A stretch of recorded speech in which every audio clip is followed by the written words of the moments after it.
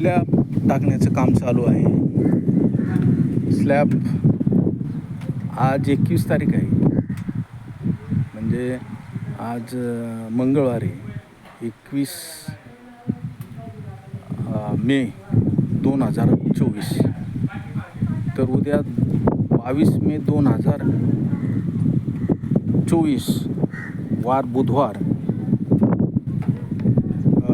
Slab टाकायचं काम ठरलेलं आहे. आता सेंटरिंगचं सगळं काम झाले आणि उद्या ॲक्च्युली स्लॅब म्हणजे सिमेंट कॉन्क्रीट याच्यावरती ओतायचं आणि हे काम कंप्लीट होईल. ते घरबांधणीमध्ये फार्म हाऊस असू द्या का तुमचं सिमेंट कॉन्क्रीटची बिल्डिंग असू द्या, स्लॅबचं प्रत्येक स्लॅब हा महत्त्वाचा असतो. त्याच्यामध्ये पातळी, उंची आणि समपातळीत तुमचा स्लॅब राहिला पाहिजे. या ठिकाणी इलेक्ट्रिक पॉईंटसुद्धा घेतलेले आहेत. त्यानंतर फॅनचे पॉईंट कुठं कुठं फॅन पाहिजे तुम्हाला तसे फॅनचे पॉईंटसुद्धा घेण्यात आलेले आहे.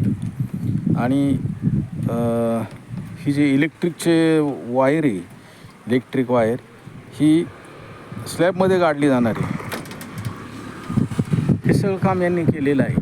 आणि वरती जे दिसते इरेक्टेड हे पुढं जर बांधकाम करायचं असेल आपल्याला तर त्याच्यासाठी हे पॉईंट घेतलेले आहेत.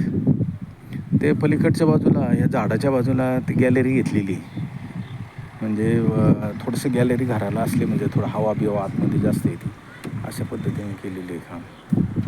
ती म्हणजे अलीकडं हे संपूर्ण खेडी बदलत आहेत. स्थित्यंतर आपण म्हणतो किंवा ट्रान्सफॉर्मेशन म्हणतो की खेडेगावाकडे सगळी ही लाल कौलाची, पहिले काळ्या कौलाची घरं होती, नंतर लाल कौलाची घरं आली आणि आता सिमेंट कॉन्क्रीट जसं शहरात झाले त्याचप्रमाणे इथं खेडेगावातसुद्धा आता असे सिमेंट कॉन्क्रीटची घरं बांधण्यात येत आहेत. हा जो बंगला आहे दादासाहेब यांचा, हा साधारण 1500-1600 स्क्वेअर फूट आहे. फर्स्ट फ्लोअरचा स्लॅब पडतो आहे, म्हणजे आता दुसरा स्लॅब एखाद्या 2 महिन्यानंतर पडेल. पहिला स्लॅब सर्वात महत्त्वाचा असतो.